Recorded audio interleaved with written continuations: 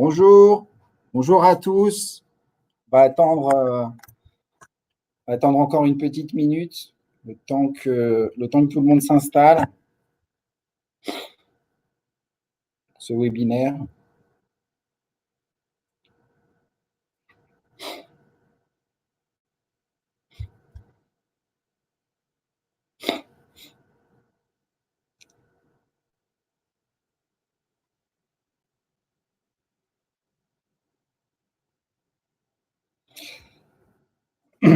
On attend les derniers connectés.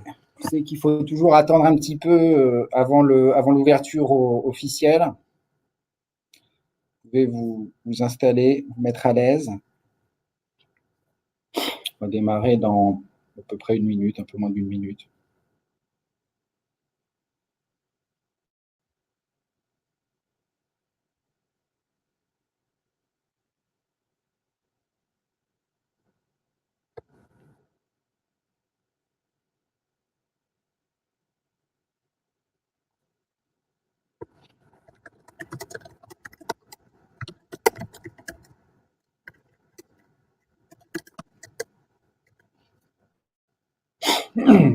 Je teste le chat. 11h31, on va commencer pour ce webinaire, le second de la journée du Webinar Day IFOP.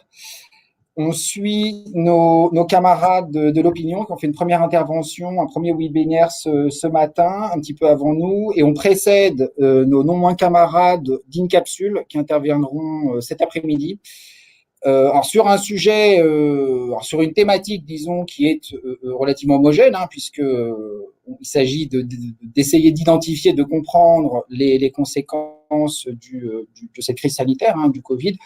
Évidemment, sur un sujet et un outil qui est assez spécifique. On est ensemble pour 1 heure, 11h30, midi et demi. Alors, on a prévu, nous, d'avoir la parole pendant à peu près 40 minutes et ensuite de faire une séquence conclusive, une séquence finale d'à peu près 20 minutes en fonction, centrée sur vos questions. Alors précisément sur vos questions, je vous rappelle un petit peu les règles du jeu pour ceux qui n'ont pas encore participé à ce type d'exercice. Il y a la possibilité d'intervenir et de poser des questions dans l'onglet chat. Voilà, c'est l'onglet chat, c'est le premier. Vous posez vos questions tout au long, finalement, de la présentation. Et en toute fin, on garde au moins un quart d'heure pour traiter ces différentes questions, tout type de questions. Voilà, ça c'est les règles du jeu sur ce webinaire. Alors, j'attaque tout de suite le vif du sujet.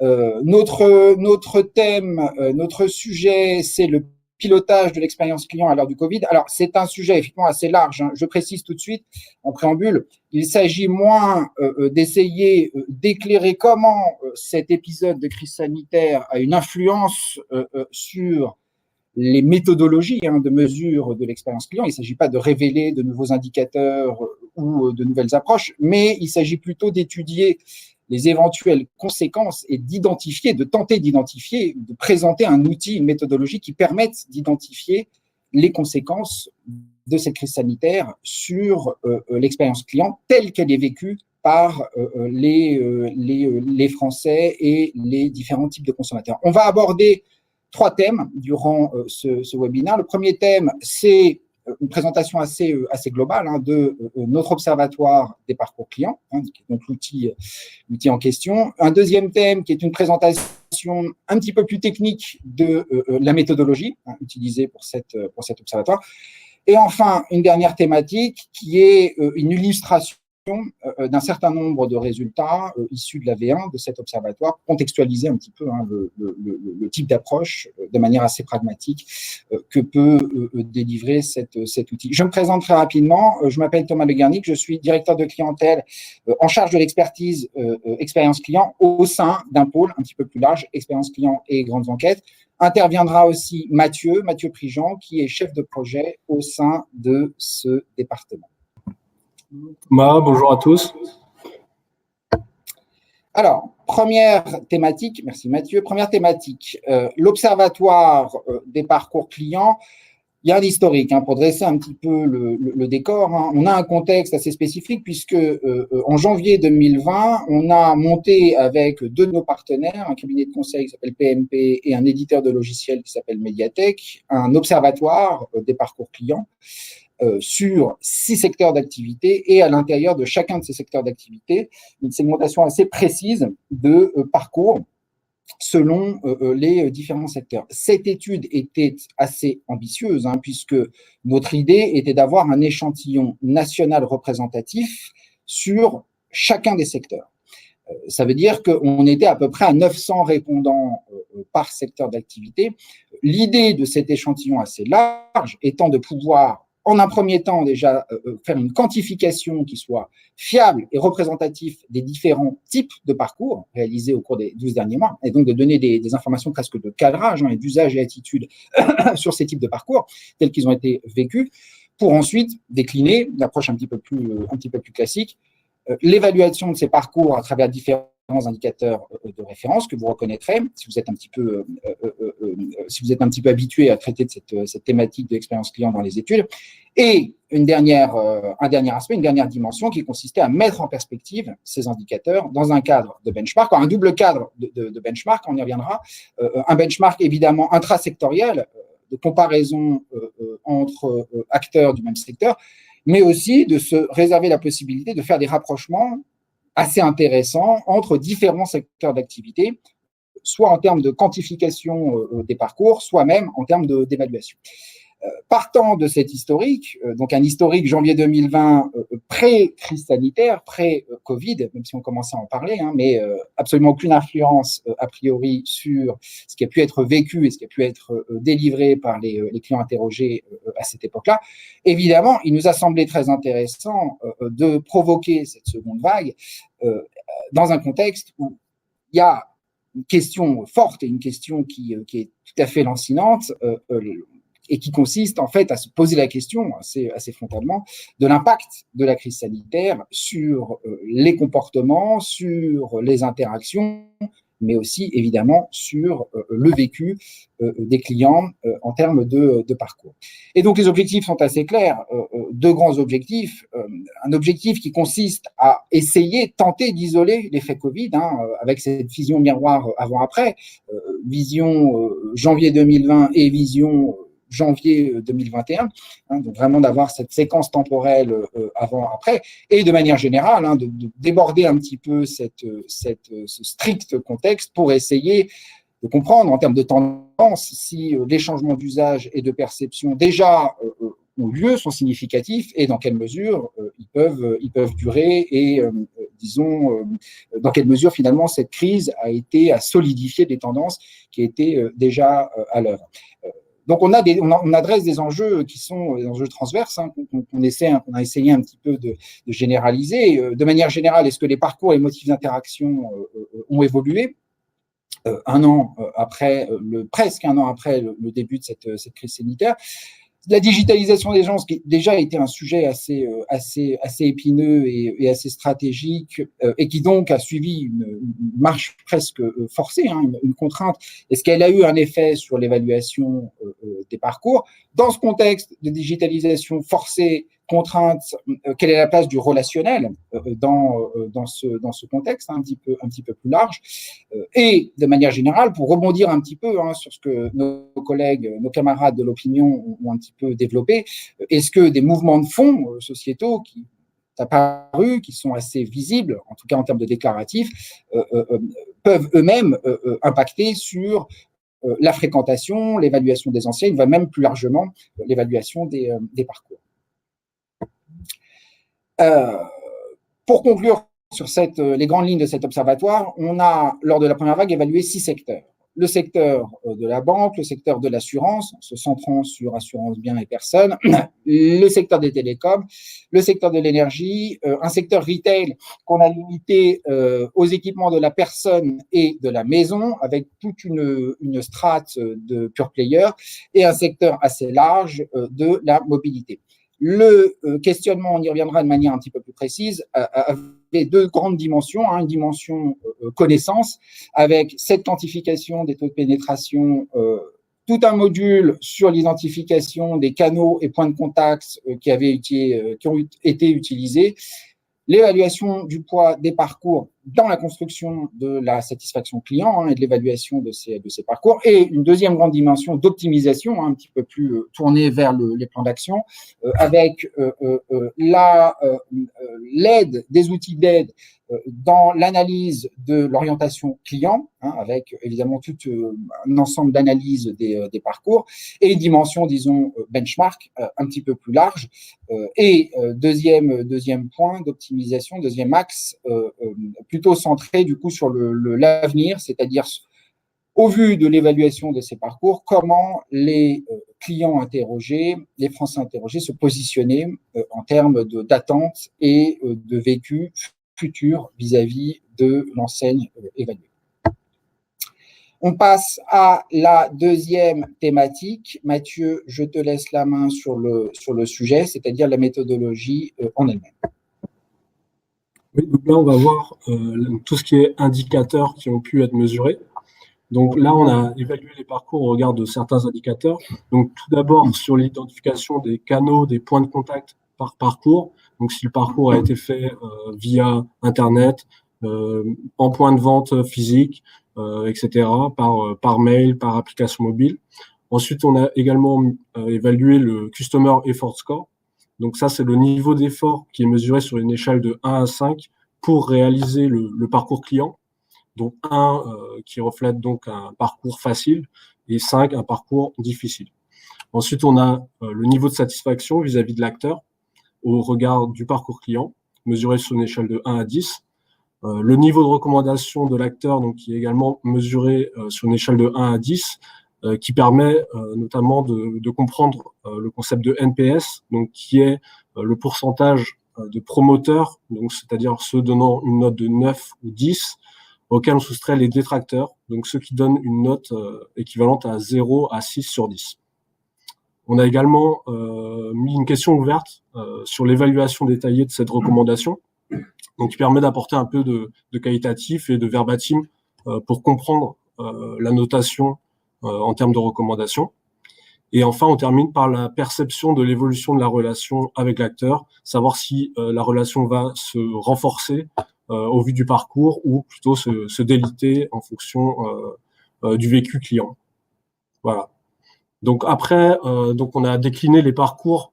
On peut voir sur la droite du slide, on a décliné des parcours spécifiques et adaptés à chacun des secteurs. Donc avec une structuration qui est sur l'avant-vente, la vente et l'après-vente. Donc l'après-vente, ça peut être le service après-vente, ça peut être le règlement d'un litige, une indemnisation d'un contrat, selon le secteur étudié. Donc on peut prendre par exemple la banque. La banque, on a étudié l'entrée en relation, l'ouverture de compte, l'utilisation des services en ligne, les interactions au quotidien avec les conseillers en agence ou à distance, et la demande de prêt, conso ou IMO. Voilà. Donc, on pourra voir un peu plus tard dans la présentation quelques exemples de résultats qu'on a pu observer lors de la première vague de janvier. Alors, pourquoi cette deuxième vague? Cette deuxième vague, c'est aussi pour prendre un peu le pouls de l'après-Covid. Donc là, on partirait sur en fait un périmètre ISO en termes de méthodologie. On serait de nouveau sur une ad hoc online, donc qui serait réalisée auprès de 2000 Français âgés de 18 ans et plus, ayant vécu un ou plusieurs parcours avec les secteurs étudiés. Donc voilà. Après, pour enrichir un peu les résultats, il y a la possibilité aussi d'interroger en complément, dans le cadre d'un enrichissement de l'analyse, d'étudier également sur les bases de données clients des répondants supplémentaires en fait pour consolider les résultats et avoir une granularité plus importante dans la lecture. Après, c'est vrai que ce qui est intéressant de voir avec ce second point, cette seconde vague, c'est de voir l'effet, par exemple, de l'accélération de la digitalisation. Alors, c'est vrai que elle a été faite, comme disait Thomas, un peu à marche forcée. Certains étaient déjà préparés, avaient déjà engagé ce type de transformation.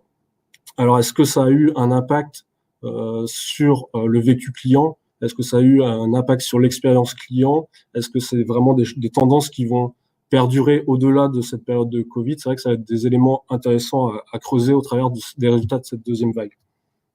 Voilà. Et c'est vrai que c'est un sujet, la digitalisation est un sujet un peu transversal à tous les secteurs. Après, en termes de livrables, ce qui est mis en place, c'est-à-dire qu'on aura des niveaux de lecture assez importants en termes de marques. Ça permet de se benchmarker par rapport à ses concurrents et ça permet aussi de se situer par rapport au secteur. Donc, c'est-à-dire qu'au-delà d'une simple lecture, on pourra avoir une lecture intrasectorielle et intersectorielle. Donc, on pourra aussi avoir ce qu'on appelle des tableaux de bord qui permettent d'avoir des supports communicables en interne. C'est-à-dire qu'on aurait le résultat de janvier avec la moyenne du secteur sur les KPI qui sont la satisfaction, le Customer Effort Score, la recommandation en note sur 10, auquel on pourrait mettre en parallèle les résultats de votre établissement. Ça permettra de voir si il y a eu en effet un effet Covid sur la notation, voir les tendances, si on est à la hausse, on est à la baisse entre les deux périodes. Et ça permet aussi de repérer qui sont ceux qui ont pris le meilleur virage par rapport à cette situation de Covid, notamment dans la digitalisation. Donc, par exemple, les pure players se sont peut-être mieux sortis sur certains secteurs, comme le secteur bancaire, avec les banques en ligne qui ont certainement pu profiter de cet effet confinement, digitalisation. Donc ça va être des éléments intéressants à mettre en place.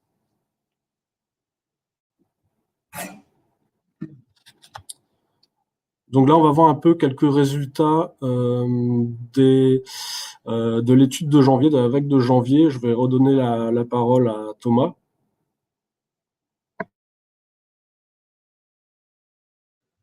Merci Mathieu. Effectivement, on brosse quelques illustrations de résultats par secteur d'activité, en commençant par le secteur de la banque.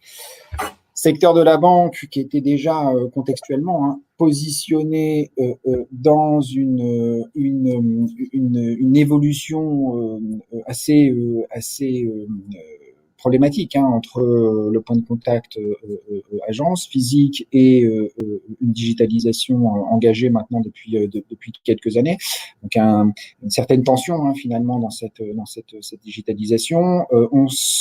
Les résultats montrent un Customer Effort Score inférieur à 2, donc qui est structurellement plutôt bon quand on compare avec les autres secteurs d'activité, vous le verrez. Donc une certaine facilité à pouvoir communiquer avec sa banque via différents points de contact, essentiellement son conseiller plutôt bien identifié et un certain nombre de points de contact plutôt digitaux.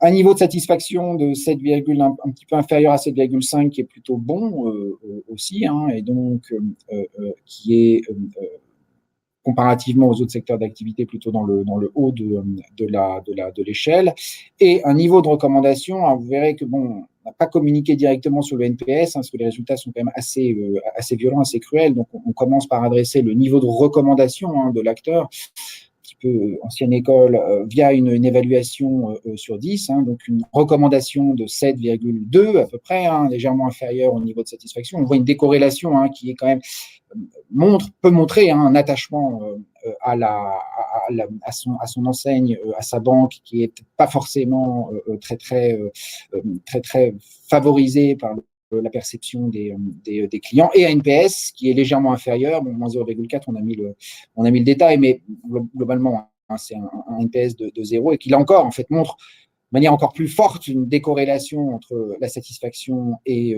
l'intention de recommandation, qui est très vraisemblablement liée à un attachement en termes un engagement et un attachement à la marque qui est assez déficitaire.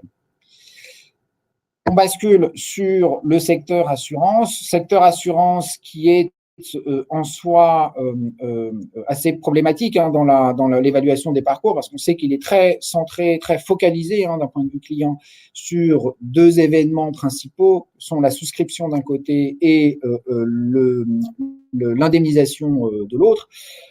Et ces deux événements finalement fondateurs sont assez symétriques, hein. Ils donnent lieu côté assureur à tout un ensemble de process, et côté client, ils sont vécus, hein, comme étant les plus importants, ce qui induit, hein, comme conséquence assez générale le fait que ce soit le désert, hein, vraiment un vrai désert relationnel entre ces deux aspects. Ça a confirmé, hein, la quantification des parcours, hein, qu'on a fait sur les 900 répondants du secteur assurance national représentatif a effectivement confirmé que ces deux événements étaient les plus structurants dans la relation avec son assureur. On est sur un CIS de 2,35, donc légèrement inférieur à la moyenne, de 2,5 qui est plutôt pas mauvais, hein, en termes de perception client.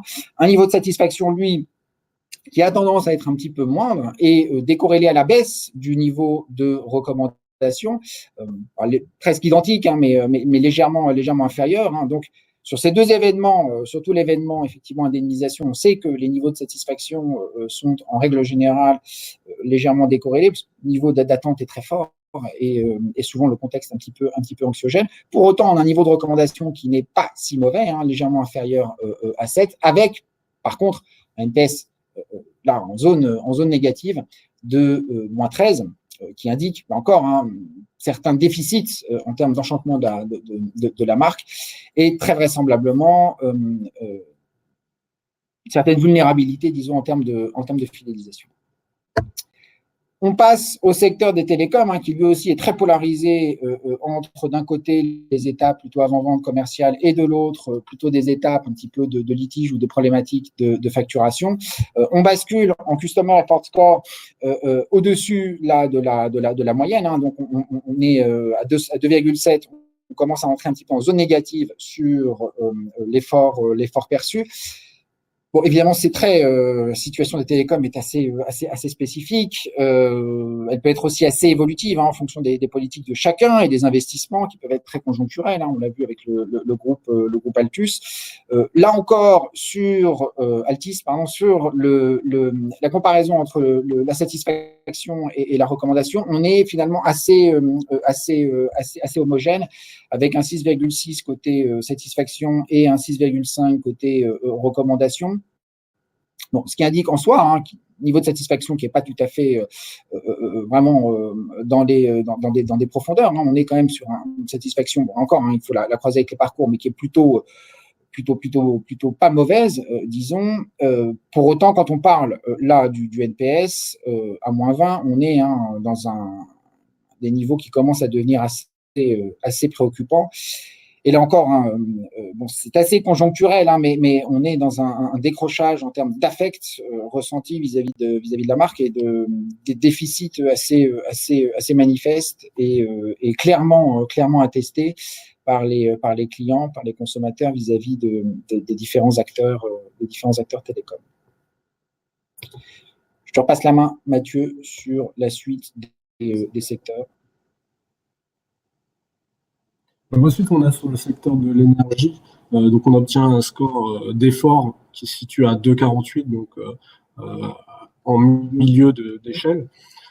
Sur le niveau de satisfaction, on est à 6,88, donc on est quand même assez comparable au secteur des télécoms. C'est vrai que c'est assez digitalisé dans tout ce qui est service client, et donc on retrouve des scores assez semblables. En termes de recommandation, on obtient une note de 6,89 sur 10, donc ce qui est aussi un niveau assez acceptable.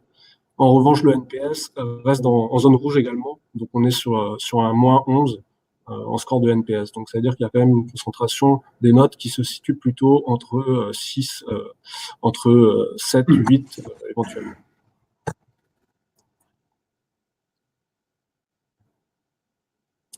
Alors, sur les équipements de la personne et de la maison, donc là, c'est vrai qu'il y a beaucoup de sous-secteurs en fait qui sont évalués là-dedans. Il y a beaucoup de e-commerçants. Il y a aussi tout ce qui est enseigne de jardinage, de bricolage, enseigne de produits de beauté. Voilà, donc c'est assez vague. Il y a aussi des produits culturels. Donc c'est vrai qu'on peut avoir là un score très intéressant pour le Customer Effort Score, du fait qu'il y ait aussi beaucoup de e-commerçants et que la transaction est assez facilitée via ce type de canaux pour l'achat de biens de consommation. Alors, le niveau de satisfaction est aussi élevé, donc on se retrouve à 7,47 sur 10. Et en termes de recommandations, là encore, on a un niveau tout à fait acceptable qui est de 7,48 sur 10. Donc là, point intéressant, c'est que ces acteurs qui sont très tournés sur la digitalisation retrouvent un score de 7 en NPS, donc un score positif, ce qui n'était pas le cas des précédents secteurs. Enfin, on a le secteur des transports. Donc là, on a un score d'effort de 2,42 sur 5, donc ce qui est aussi comparable aux autres secteurs. En revanche, on voit que la satisfaction est très faible. Alors là, il faut aussi le remettre dans son contexte. Donc l'étude a été menée en janvier 2020, donc je ne sais pas si vous avez souvenir, mais il y a eu quelques périodes de grève et notamment période de Noël qui était un irritant assez fort. Qui fait que ça a pu un peu plomber la note de satisfaction, donc notamment vis-à-vis des transports en commun et de la SNCF également. Donc on peut retrouver un score de satisfaction qui se situe donc à 5,77 sur 10, ce qui est relativement faible, et un niveau de recommandation qui lui aussi est faible à 5,84 sur 10, ce qui amène à un NPS qui est tout aussi améliorable, de moins 44.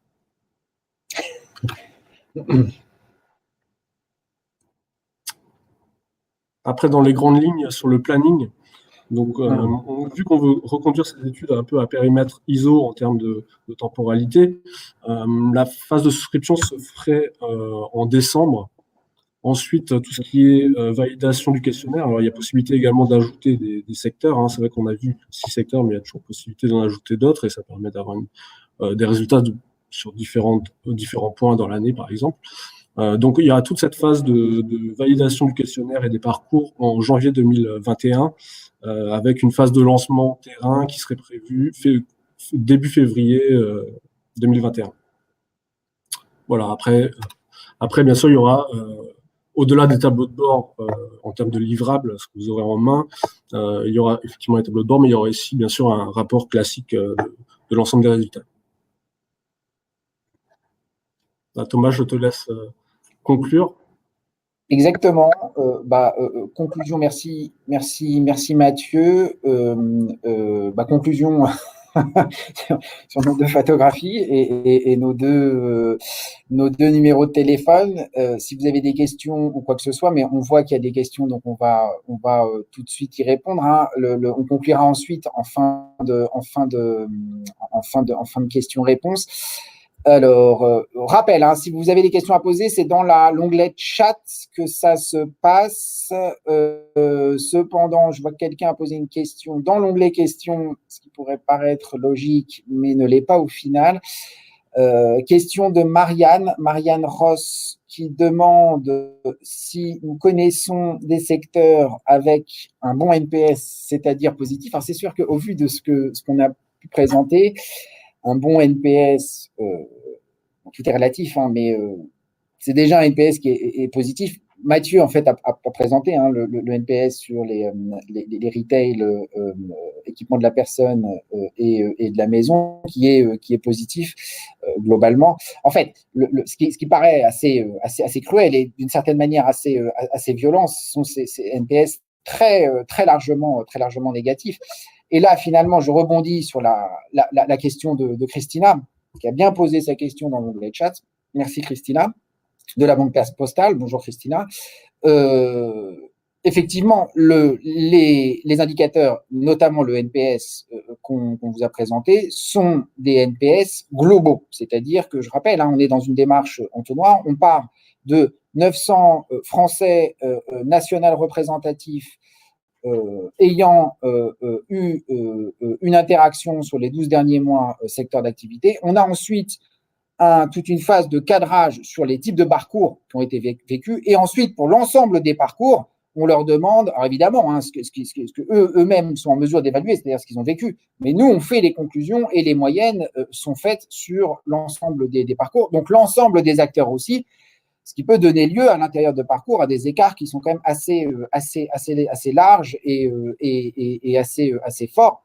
Pour autant, on a ces moyennes effectivement, montre que les individus interrogés qui ont vécu ces parcours dans les 12 derniers mois ont pas mal de choses à reprocher, même si, naturellement, les situations peuvent être assez différentes localement, en fonction, évidemment, des marques et en fonction, surtout, des parcours, parce que certains parcours étant beaucoup plus anxiogènes que d'autres. J'espère que j'ai répondu à votre question, Christina, mais de toute façon, je vois qu'il y en a d'autres, on les brossera. Je prends dans l'ordre Bernadette Tortue qui, effectivement, nous pose une question. Alors, c'est plus finalement une observation qu'une question, et c'est effectivement une observation sur la cruauté apparente de ces indicateurs et de ce NPS. Oui, Christina, pour le secteur bancaire, on a effectivement considéré les banques en ligne et les néobanques. Alors, encore une fois, dans la perspective de notre approche, qui est une approche, je le répète, nationale représentative, notre idée était d'être le plus large possible et donc d'inclure potentiellement l'ensemble des acteurs possibles sur ces secteurs d'activité. Il y a un certain nombre de pure players, il y a un certain nombre de fintechs, ce qu'on appelle les fintechs, et donc de néobanques, en fonction des taux de pénétration, puisque ce sont des taux de pénétration, on ne peut pas avoir une analyse spécifique sur tel ou tel acteur, Revolut ou N26 par exemple, parce que les taux de pénétration sont trop faibles, et donc le nombre de répondants est trop faible. Pour autant, effectivement, on a fait des regroupements qui permettent de considérer un cluster, un segment néobanque, et qui permettent d'avoir une vision comparative sur les résultats, les NPS. J'en doutais un petit peu, mais sur certains parcours, le NPS est meilleur, non seulement parce que ces néobanques bénéficient, je pense, d'un écosystème d'image et d'une projection qui est plus favorable que les acteurs classiques, notamment les banques de détail, mais aussi parce que ce NPS est un petit peu plus corrélé à un niveau de satisfaction qui est globalement meilleur, en tout cas sur un certain nombre de parcours dans la banque. Dans l'assurance, c'est aussi très valable. Question de Laurent Gaudry. Bonjour Laurent. Toujours NPS. Alors, les questions, ça c'est plutôt pour toi, Mathieu. Recommandations et satisfactions posées dans quel ordre et dans quelle position dans le questionnaire? Évidemment, l'idée, je pense, derrière Laurent, est de savoir si on est plutôt sur de la note de tête ou de la note de cœur. Je peux tout de suite répondre que la reco doit être après la satisfaction, ça c'est certain, mais je te laisse la main sur le sujet. Alors, du coup, on avait commencé par le Customer Effort Score. Ensuite, on avait demandé la satisfaction et enfin la recommandation, donc le NPS, pour terminer. Voilà. Effectivement, il y avait un choix, il y avait une idée derrière cet ordre, de commencer par le Customer Effort Score, c'était d'être au plus proche de ce qui a été vécu. Et cette question d'effort client nous a semblé être en parfaite continuité avec l'évaluation du parcours, puisqu'on était très centré sur le parcours. Le questionnement était vraiment centré sur le parcours. Combien de clients interrogés par banque, notamment alors, je répète, notre objectif est d'avoir un échantillon national représentatif sur chacun des secteurs d'activité. Donc, on était à peu près à 900, un peu plus, un peu moins 900 répondants par secteur d'activité. Sur ces 900, les personnes ayant vécu une interaction avec leur banque sur les 12 derniers mois, je crois qu'on était à peu près à 350, 400, sauf erreur, donc un taux de pénétration 12 derniers mois qui est quand même assez élevé, en tout cas supérieur à un tiers des Français. Peut donc dire qu'un tiers des Français ont une interaction avec leur banque dans les 12 derniers mois. Clients en banque principale ou non, on a en fait, alors je ne sais plus si on était en multi, je te laisse la main sur le sujet, le point est de savoir si on est en multi ou simplement en banque principale. Mathieu. Alors, on interrogeait aussi sur les prospects. Donc, il y avait certains parcours qui pouvaient correspondre à une ouverture de compte, par exemple, pour les banques. Donc, on a aussi un profil de prospect des différents acteurs étudiés pour chacun des secteurs.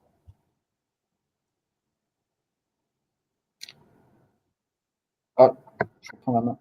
Sur le peut-être pour compléter hein, le point de Mathieu, effectivement, sur ces parcours avant-vente, prospection, qui font partie hein, finalement de ce qu'on a évalué dans les interactions. On ne s'est pas limité en fait en banque principale. C'est-à-dire que si un répondant a eu 3 interactions dans les 2 derniers mois et que ces interactions ont concerné 2 banques, il était amené à répondre dans une dimension d'ailleurs comparative hein, qui a été voulue à ces interactions avec ces deux acteurs différents, à remplir en fait, à évaluer ces parcours de manière en monadique, hein, c'est-à-dire vraiment séparés, mais n'empêchant pas une éventuelle comparaison.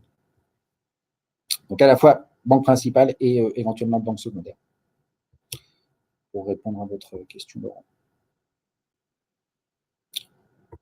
Voilà. Si vous avez encore des questions, n'hésitez pas. N'hésitez pas.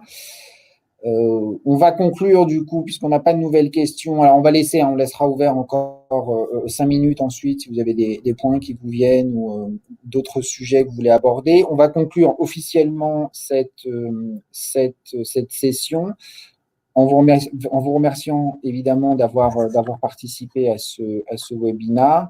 Vous avez nos contacts, si questions ou quoi que ce soit, hein, email ou autre. Je crois de toute façon que un replay sera envoyé, permettant de reprendre éventuellement le sujet, de l'approfondir ou de demander d'éventuels approfondissements. Et je conclus sur la suite de cette journée webinaire avec l'annonce et le teasing sur nos amis de InCapsule qui présentent à 16h30 un sujet sur la co-création des marques et la problématisation de cette co-création pour les marques. Voilà. Merci à tous, merci Christina, et voilà, je laisse ouvert 5 minutes si vous avez d'autres sujets, on est ici. Merci.